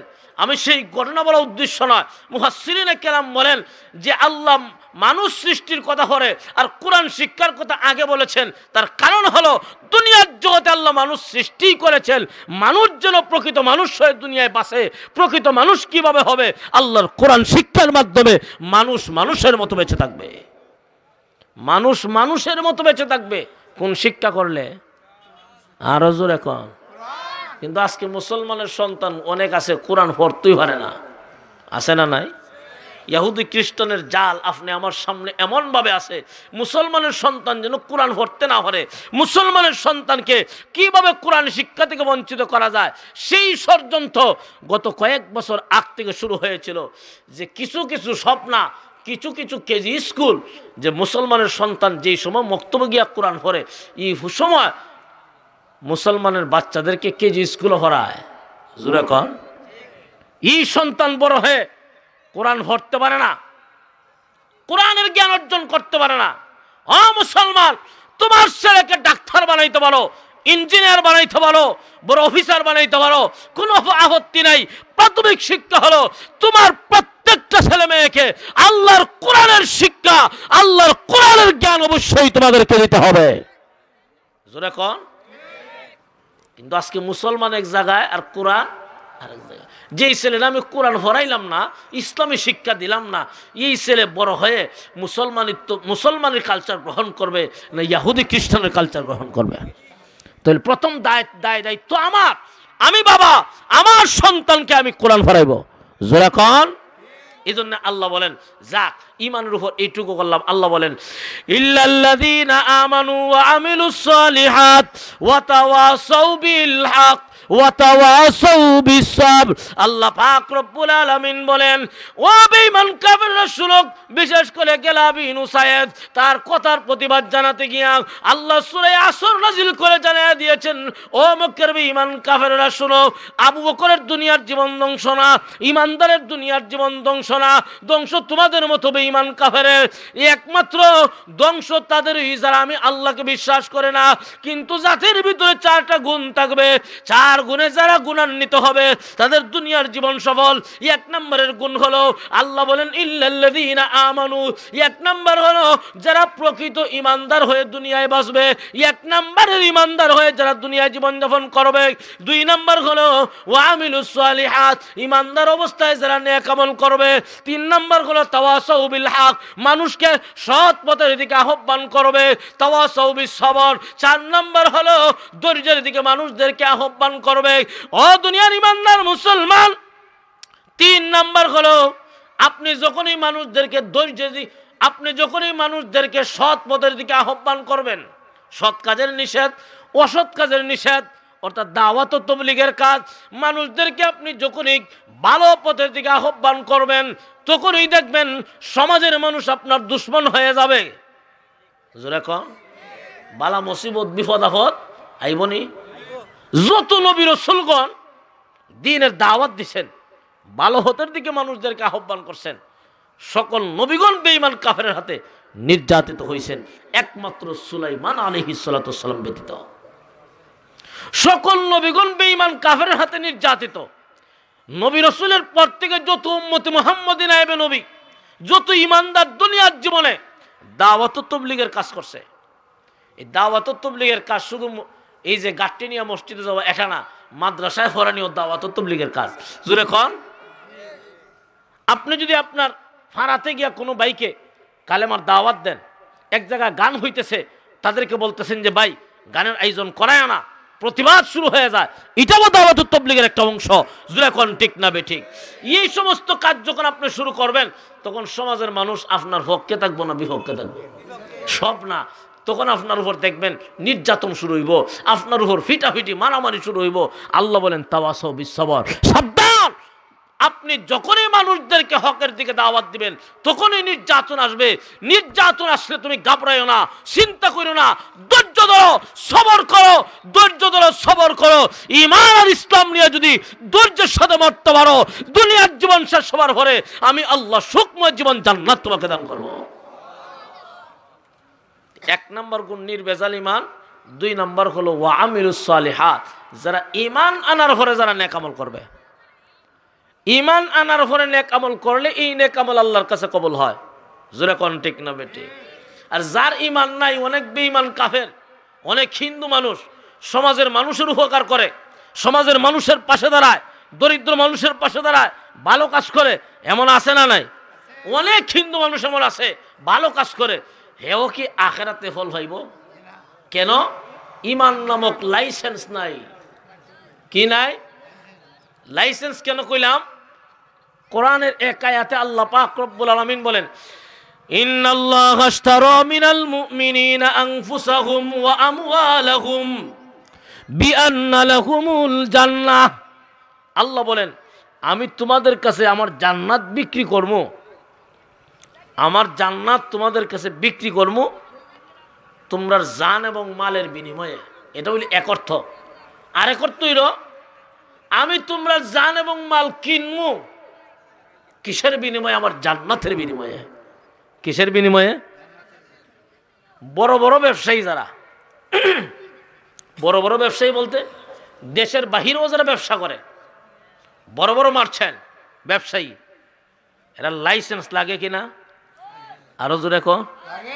আচ্ছা, আপনার যদি লাইসেন্স থাকে ইন্ডিয়ার সাথে ব্যবসা করতে পারবেন, লাইসেন্স নাই পারবেন না। ঠিক তেমনি ভাবে আল্লাহর কাছে ব্যবসা বাণিজ্য করতে গেলে এটা ছোট ব্যবসায়ী না বড় ব্যবসায়ী? এটা এমন বড় ব্যবসা, যদি করতে চাও ঈমান নামক লাইসেন্স দরকার। আরো জোরে কও, আরো জোরে কও। ইয়া আইয়ুহাল্লাযীনা আমানু হাল আদুল্লুকুম আলা তিজারাতিন তুনজিকুম মিন আযাবিন আলীম। আল্লাহ বলেন, ও ঈমানদারেরা, আমি কি তোমাদের কেমন ব্যবসার কথা বলবো? তুনজিকুম মিন আযাবিন আলীম, যে ব্যবসায় তোমাদেরকে জাহান্নামের আগুন থেকে তোমাদেরকে বাঁচাবে। তুমিনুনা বিল্লাহ, তুমিনুনা বিল্লাহ, এক নম্বর হলো আমার প্রতি ঈমান গ্রহণ করা। ঈমান নামক লাইসেন্স যদি তোমার থাকে, এরপরে যদি তুমি আল্লাহর সাথে ব্যবসা করতে চাও, জান্নাত খরিদ করবা, পারবা। আল্লাহ বলেছেন তোমার জান আর মাল দাও। ও ঈমানদার, তোমার যেহেতু ঈমান নামক লাইসেন্স আছে, এখন তোমার জান যদি আমারে দাও, তোমার মাল যদি আমারে দাও, আমি আল্লাহ তোমাকে জান্নাত দিয়ে দেব। জান এবং মাল আল্লাহরে দেওয়ার অর্থ কি? জান এবং মাল আল্লাহরে দেওয়ার অর্থ হলো, কারি তৈয়ব সাহেব রহমতুল্লাহ আলাইহি ওনার কিতাবে লেখেন, সমস্ত ইবাদত তিন প্রকার। কয় প্রকার? আরো জোরে কর, আমার কথা বুঝেন তো আপনারা। সমস্ত ইবাদত তিন প্রকার।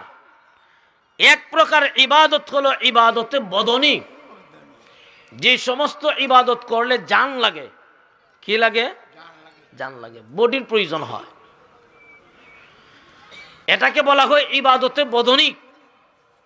আরেক প্রকারের ইবাদত হলো ইবাদতে মালি, যেই ইবাদত করলে বডি লাগে না, টাকা লাগে। কি লাগে? টাকা লাগে। কয় প্রকার কাছে? আরেক প্রকারের ইবাদত হলো জান এবং মাল উভয়টার সমন্বয়ে। যেমন হজ, এক লোকের টাকা আছে কিন্তু নিজের শক্তিতে দাঁড়াইবার ক্ষমতা নাই, উনি কি হজ করতে পারবেন? আর এক লোক আমার মতো জোয়ান কিন্তু টাকা নাই, উনি কি পারবে? তাহলে হজ করতে গেলে জানও লাগে, জানও লাগে, মালও লাগে। তাহলে মোট ইবাদত প্রথমত দুই প্রকার, একটা ইবাদতে বদনিক আর একটা হলো ইবাদতে মালি। আর এই দুইটার সমন্বয়ে আরেকটা হলো আরেকটা হলো যে জান এবং মাল উভয়টার সমন্বয়ে, যেমন হজ। কারি তৈয়ব সাহেব রহমতুল্লাহ আলাইহি বলেন যে আল্লাহ পাক বলছেন তোমাদের জান যদি আমারে দাও, এর অর্থ হলো তোমার জানের মাধ্যমে, বডির মাধ্যমে যত ধরনের ইবাদত হয় সমস্ত ইবাদত যদি করতে পারো। 2 নম্বর হলো ইবাদতে মালি। আল্লাহ বলেছেন তোমার মাল যদি আমাকে দাও, মালের মাধ্যমে যত ধরনের ইবাদত হতে পারে এই ইবাদত যদি তুমি করো, আর জান এবং মাল উভয়টার সমন্বয়ে যে ইবাদত হতে পারে সেই ইবাদত যদি করো, আমি আল্লাহ তোমার কাছে জান্নাত বিক্রি করব। জান দেওয়ার অর্থ কি আমরা জান আল্লাহর দিলাইতাম? এই জান দ্বারা যত ইবাদত হয় সমস্ত ইবাদত করতাম। জোরে কোন ঠিক না বেঠিক? মাল দ্বারা, জান দ্বারা ইবাদত করা সহজ, মাল দ্বারা ইবাদত করা কঠিন। মাল দ্বারা ইবাদত করা ওই তো নেই, সাদা ওই তো। জান দ্বারা ইবাদত করা সহজ, মাল দ্বারা ইবাদত করা, কথা বলেন না, আরো জোরে কোন কঠিন। আচ্ছা, আমি আপনাদেরকে বলতে চাই, আমি যে বাড়িতে বসবাস করি এই বাড়ির মালিক কি একদিন আমি ছিলাম? কথা বলেন। আমার বাবা ছিলেন। আর একটু আগে যদি যাই, কথা বলেন, দাদা ছিলেন। আর একটু আগে যদি যাই, বড় বাবা ছিলেন। মনে করেন আপনার বড় বাবা যেই জায়গা জমির মালিক আজকে আপনি, সেই জায়গা জমি আপনার বড় বাবা বানায় গিয়েছিলেন, কাগজপত্রে আপনার বড় বাবার নাম আছে। এই বড় বাবার জায়গা দিয়ে আজকে তুমি জায়গাওয়ালা, সেই বড় বাবার বাড়ি দিয়ে আজকে তুমি বাড়িওয়ালা। জিজ্ঞাসা যদি করা হয় তোমার বড় বাবার নামটা কি, তোমার দাদার বাপের নাম কি, ফার্মু কইতাম? সবে পারতো না, অনেকে আছে ভাই লিব। দুনিয়ার ইমানদার নারী পুরুষেরা, যেই বাড়িতে তুমি বসবাস করো সেই বাড়ির মালিক একদিন তুমি ছিলে না, তোমার আব্বা ছিলেন। একটু আগে যদি যাও তোমার দাদা ছিলেন, আর একটু আগে যদি যাও তোমার বড় বাবা ছিলেন। আজকে তোমার বড় বাবা কবরে, তোমার দাদা কবরে, তোমার বাবাও কবরে। যেই বড় বাবার বাড়িতে তুমি বসবাস করো তোমার বড় বাবার নামটাও তুমি জানো না। জোরে কোন? দুনিয়ার ইমানদার নারী পুরুষেরা, সেই দিনের কথা স্মরণ করো। এমন একদিন তোমার সামনে হাজির হবে, আজকে জায়গা জমি টাকা পয়সা সব তুমি বানাইলা, এমন একদিন আসবে তুমি কবরে ঘুমায় থাকবে, তোমার নাম নেওয়ার মতো পৃথিবীতে কেউ থাকবে না। এমন দিন আমরা সামনে আইবনি। আমি যে আজকে টাকা পয়সা রুজি করলাম, এই টাকা পয়সার মালিক কি আমি? জোরে কোন? কখনোই নয়। তোমার বড় বাবা জাগার মালিক ছিলেন, আজকে তুমি মালিক হইছ। তুমি দুনিয়ার থেকে চলে যাইবা, জাগার মালিক তুমিও থাকবে না, তোমার সাথে জাগা বাসা কবরেও যাবে। আরো জোরে কোন? আমরা মাত্র ব্যবহার করার মালিক, জাগার পয়সার টাকা পয়সা জাগা জমির আসল মালিক কে? আরো জোরে কোন? আল্লাহ হলেন আসল মালিক। ব্যবহারের মাত্র মালিক কে? আমরা। ব্যবহার করি কে?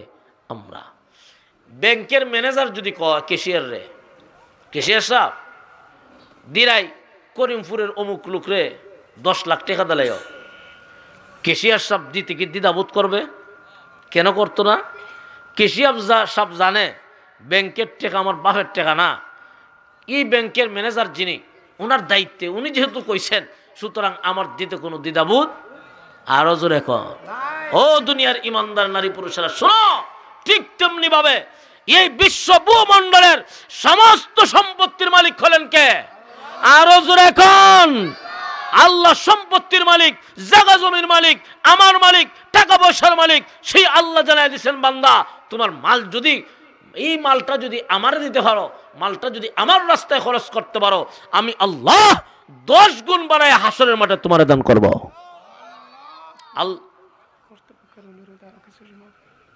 আরো কিছু সময় তো একটু চা খাওয়ান।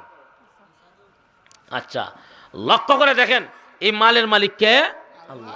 আল্লাহ কোসেন বান্দা আমার দেওয়া মাল আমার রাস্তায় খরচ করো। কার দেওয়া মাল? আরো জোরে কর। আল্লাহর দেওয়া মাল আল্লাহর রাস্তায় খরচ করলে কোরআনের এক আয়াতে বলা হয়, মান জাআ বিল হাসানাতি ফালাহু আশরু আমসালিহা। কেউ যদি 1 টাকা আল্লাহর রাস্তায় দান করে, কেউ যদি আল্লাহর রাস্তায় 1 টাকা দান করে, এই 1 টাকারে আল্লাহ 10 গুণ বাড়ায় হাসরের মাঠে তোমার দান করবেন। জোরে কর না সুবহানাল্লাহ। এখন আসুন, আল্লাহ বলেন ইল্লাল্লাযীনা আমানু ওয়া আমিলুস সালিহাত। আল্লাহ পাক রব্বুল আলামিন বলেন, ও দুনিয়ার মানুষেরা শুনো, যে লোকের মধ্যে 4টা গুণ থাকবে, 4 গুণে যারা গুণান্বিত হবে, 1 নাম্বার হলো ইল্লাল্লাযীনা আমানু, যারা নির্ভেজাল ঈমানদার। 2 নাম্বার হলো ওয়া আমিলুস সালিহাত, যারা নেক আমল করবে। নেক আমল কাকে বলে? নেক আমলের মধ্যে একটা নেক আমল হলো আল্লাহর রাস্তায় দান খয়রাত করা। জোরে কোন ঠিক না বেঠিক? নেক আমলের মধ্যে একটা নেক আমল হলো নামাজ পড়া। জোরে কোন ঠিক না বেঠিক? নেক আমলের মধ্যে একটা নেক আমল হলো সুদ খাইও না, ঘুষ খাইও না, হালাল তরিকায় রুজি রোজগার করো, মিথ্যা কথা কইও না, মিথ্যা কথা কইও না, অন্যায় অবিচার কইরো না। জোরে কোন ঠিক না বেঠিক? মদ পান করা সবের কাজ না গুনার কাজ? আচ্ছা, নামাজ পড়া সবের কাজ। কোনটা সবের কাজ আর কোনটা গুনার কাজ মোটামুটি আমরা জানি। জোরে কোন? নামাজ পড়লে কি হয়, না পড়লে কি হয়, কোরআন পড়লে কি হয়, না পড়লে কি হয়, আমরা সকলে কিন্তু জানিয়াও নামাজ পড়ি না। জোরে কোন? আমি জানি দান খয়রাত করলে সব, এরপরেও করি না। কেন করি না? একটা কথা মনে রাখবেন, যেই কাজ করলে সব পাওয়া যায়, যেই কাজ করলে, কথা বলেন, যেই কাজ করলে, এই কাজ করতে কষ্ট লাগে, এই কাজ করতে, শীতের রাত্রিতে ফজরের নামাজ পড়াটা কষ্ট লাগেনি? কেউ যদি কষ্ট কইরা হরতে পারে, আল্লাহ বলেন আখিরাতে তোমাকে মজা দান করব। জোরে কোন? আর গুনার কাম করতে আরাম লাগে। গুনার কাম করতে, সুদ খাইতে, নামাজ না পড়তে, জিনা করতে মজা পাওয়া যায়নি? আল্লাহর রাস্তার দান খয়রাত না করলে মজা লাগে। একটা কথা মনে রাখবেন, যেই কাজ করলে মজা পাওয়া যায়, আখিরাতে সেই কাজের বিনিময়ে আল্লাহর আদালতে অবশ্যই সাজা ভোগ করতে হবে। এই জন্য ভাইয়ের আমার, দুনিয়ায় যতদিন থাকবো আমার আসল জিনিস হলো নেক আমল। আসল জিনিস, আসল জিনিস। আল্লাহর রাসূল হাদিস শরীফের মধ্যে কইছেন, মানুষ যখন মারা যায়, মৃত ব্যক্তিরে যখন খিল গোড়ার মধ্যে কইরা কবরের দিকে নিয়ে যাওয়া হয়, এই লাশের সাথে সাথে 3টা জিনিস কবর পর্যন্ত যায়। কয়টা জিনিস? আওয়াজ করে বলেন, কয়টা? নবীজি বলেন 2টা জিনিস ফিরে আসে, কবরের ভিতরে যায় না। আর আরেকটা জিনিস এমন আছে, কবরের ভিতরে যায়, হাসরে যায়, এমনকি আপনি আমার আঙ্গুল দইরা দইরা আল্লাহর তরি জান্নাতে ঢুকায় দেয়।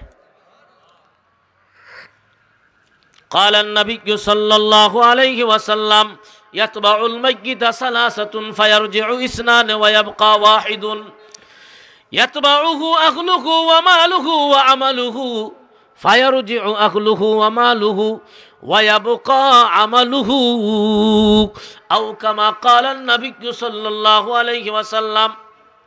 আল্লাহর নবী বলেন, মানুষ যখন মারা যায় 3টা জিনিস লাশের পিছনে পিছনে কবরে যায়, 2টা জিনিস কবরের ভার থেকে ফিরে আসে। আর আরেকটা জিনিস এমন আছে, আপনার সঙ্গে কবরে যাবে, হাসরে যাবে, এমনকি কিয়ামতের কঠিন মুসিবতের দিনে আপনার আঙ্গুল দইরা দইরা আল্লাহর কাছে সুপারিশ কইরা আপনাকে জান্নাতের ভিতরে ঢুকায়া দিবে।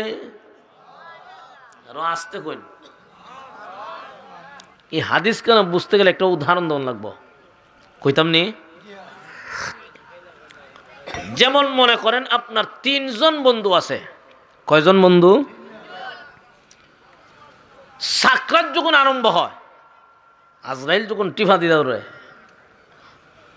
আপনার ঘনিষ্ঠ বন্ধু যিনি, যারা বেশি মহব্বত করছেন, বাজারে ভাইলুই চা খাওয়াইছেন, যারা না দেখলেন না হইছে, এমন বন্ধুরে ডাক দিয়েছেন, এ বন্ধু, দুনিয়ার জীবনটা তোর জন্য ব্যয় করছি, তোমার পিছনে দুনিয়ার জীবনটা ব্যয় করছি, আজকে আমি কঠিন মুসিবতের মধ্যে আছি, আমার একটু সাহায্য কর। বন্ধুর জবাব দেয়, না, তুমি যেই বিপদে আসো, এই বিপদে সাহায্য করার মতো ক্ষমতা আমার। তুমি যদি দুনিয়ার থেকে বিদায় হয়ে যাও, আমি তোমার সঙ্গে বন্ধুত্ব বাদ দিয়া নতুন আরেকজনের সাথে বন্ধুত্ব স্থাপন করব। আচ্ছা, ইয়া আসল বন্ধু না নকল বন্ধু? আসল বন্ধু কারে কয়?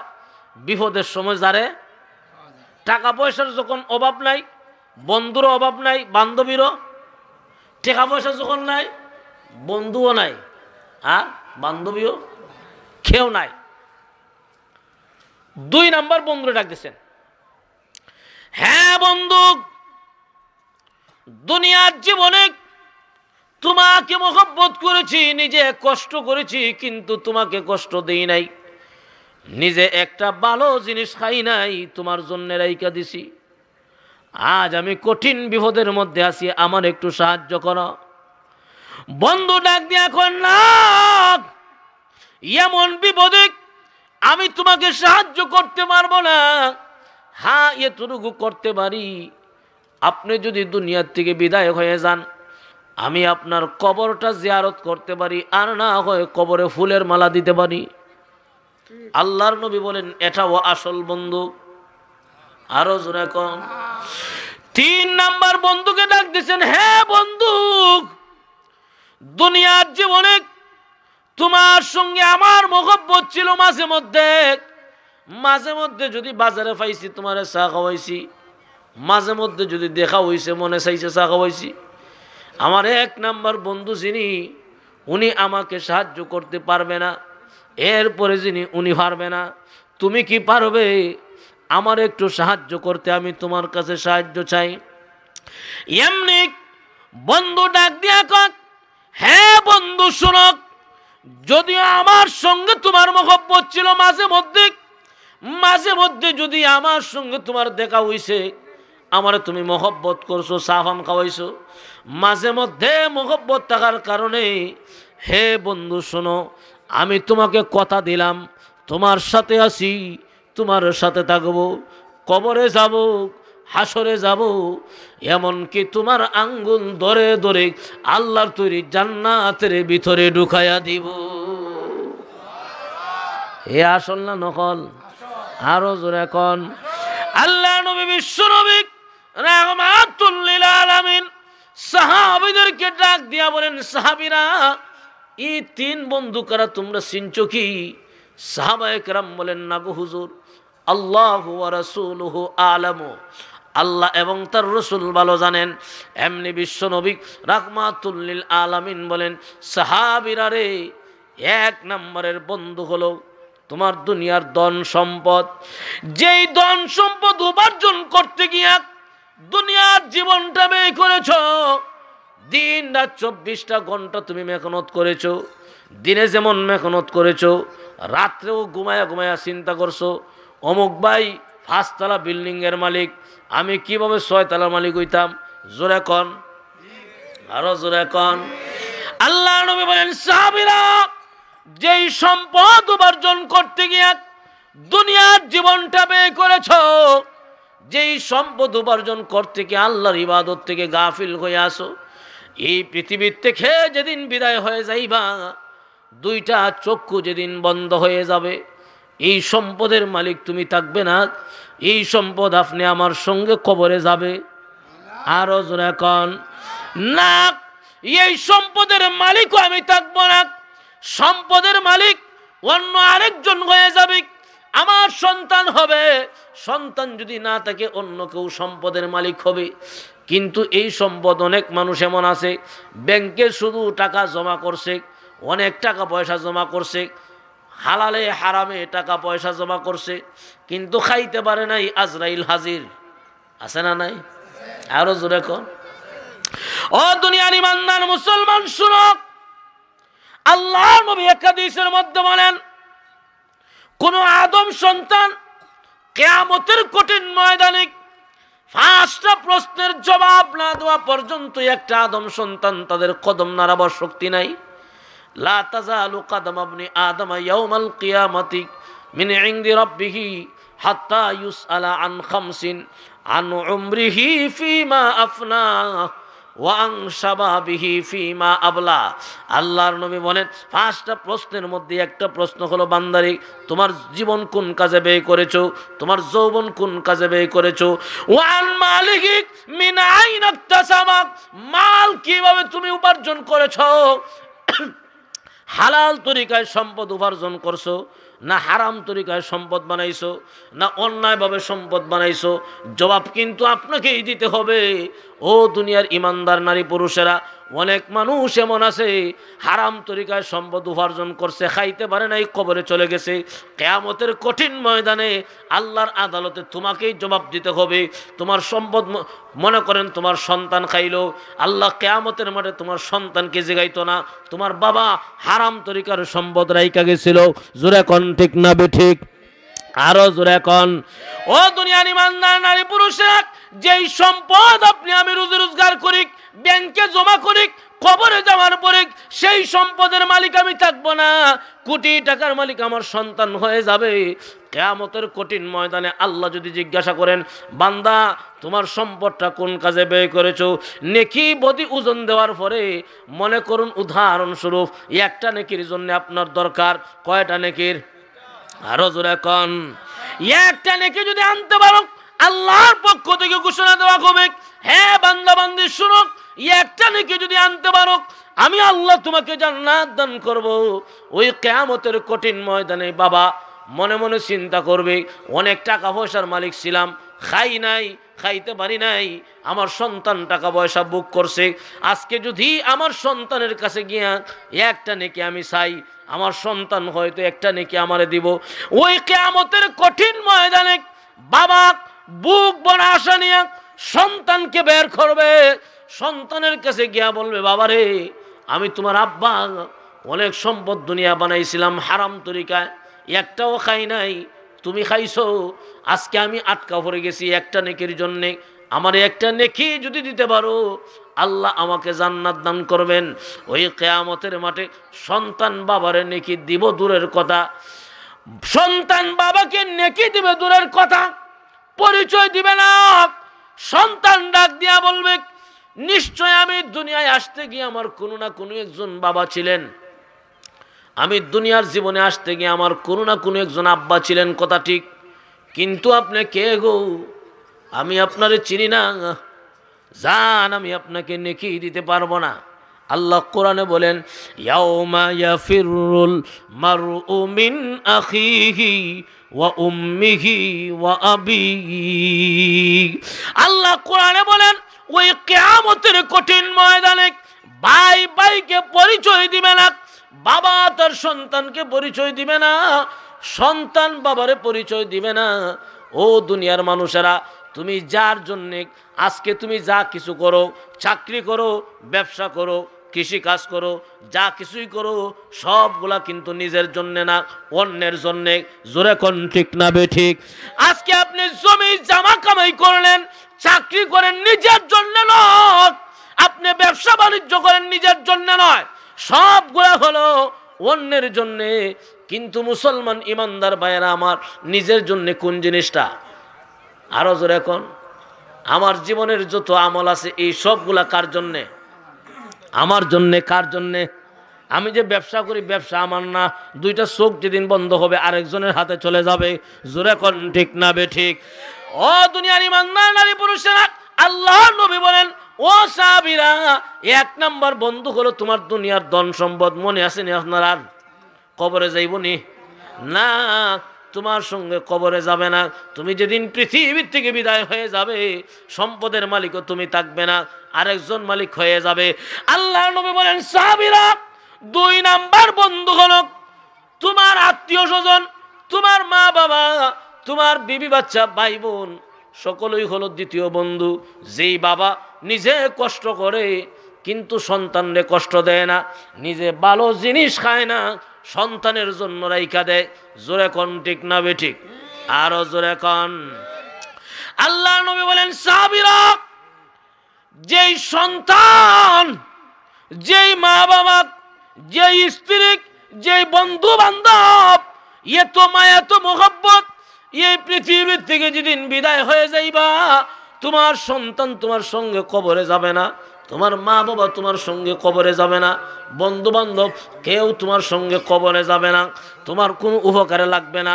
হ্যাঁ, একটা উপকার আছে, তোমার সন্তানকে যদি আল্লাহর কোরআন শিখাইয়া যাইতে পারো, তোমার ছেলে মেয়েকে যদি দিন শিক্ষা দিয়া যাইতে পারো, কিছু লাভ আছে না নাই?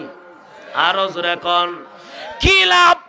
আমার সন্তানকে যদি আল্লাহর কোরআন শিক্ষা দিয়া যাইতে পারি, আমার সন্তানকে যদি দিন শিখাইয়া যাইতে পারি, যেই দিন আমাকে কবরস্থ করা হবে, যেই দিন আমাকে কবর রাখা হবে, এই সন্তান মা বাবার কবরের সামনে দাঁড়ায়া সূরা ফাতিহা, সূরা ইখলাস, দুরূদ ইস্তিগফার পাঠ করে মা বাবার কবরকে সামনে নিয়া দোয়া করবে, রব্বির রহমহুমা কামা রব্বায়ানি সগীরা।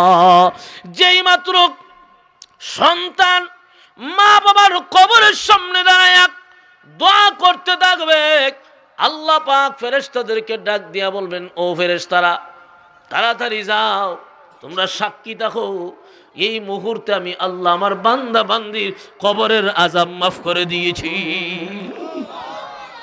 ও দুনিয়ার ইমানদার নারী পুরুষেরা, যেই সন্তানকে কোরআন শিক্ষা দিয়া যাইবা, মাদ্রাসায় পড়াইবা, যেই ছেলে মেয়েকে দিন শিক্ষা দিয়া যাইতে পারবা, কিছু লাভ আছে না নাই? আর ডিজিটাল মার্কা সন্তান যদি রেখা যাও, ডিজিটাল সন্তান কোরআন পড়ছে না, দিন শিখছে না, আল্লাহ চিনে না, হে মা বাবার কবর জিয়ারত করব না ফুলের মালা দিব? মনে আসেনি আপনারা? দ্বিতীয় বন্ধু কইছিল হয় কবর জিয়ারত করবো আর না হয় ফুলের মালা দিব, কিন্তু কবর আযাব মাফ হইব নি? যে সময় ফুলের মালা দেয় ফেরেশতারা মনে মনে মনে কয় রাইখা যা ফুলটা, এরপরে দেখিস না ফার কারে কয় জোরে কন। ও দুনিয়ার ইমানদার নারী পুরুষেরা, ফুলের মালা দিতে পারো, কবরের আযাব মাফ হবে না, কবরের আযাব কমা হবে না, কবরের আযাব কম হবে না। ছেলে মেয়েকে যদি দিনদার বানায় যাইতে পারো, দোয়া যদি করে, মুহূর্তের মধ্যে আল্লাহ কবরের আযাব মাফ করে দিবে। কয় বন্ধুর কথা গেছে? দুইটা। আল্লাহর নবী বলেন সাহাবীরা, 3 নাম্বার বন্ধু হলো তোমার জীবনের নেক আমল। কোন আমল? আরো জোরে কোন। আল্লাহর নবী বলেন সাহাবীরা রে, 3 নাম্বার বন্ধু হলো তোমার জীবনের নেক আমল। যেই নেক আমল আমরা মাঝে মধ্যে করি, মাঝে মধ্যে নামাজ পড়ি, মাঝে মধ্যে রোজা রাখি, মাঝে মধ্যে দান খয়রাত করি, মাঝে মধ্যে নেক আমল করি না লোক আমরা সমাজও আছে না নাই? কিছু মুসলমান দেখবেন মাঝে মাঝে নামাজ পড়ে, সাপ্তাহিক মুসল্লি আছে না নাই? এরা শুধু জুম্মার নামাজই পড়ে।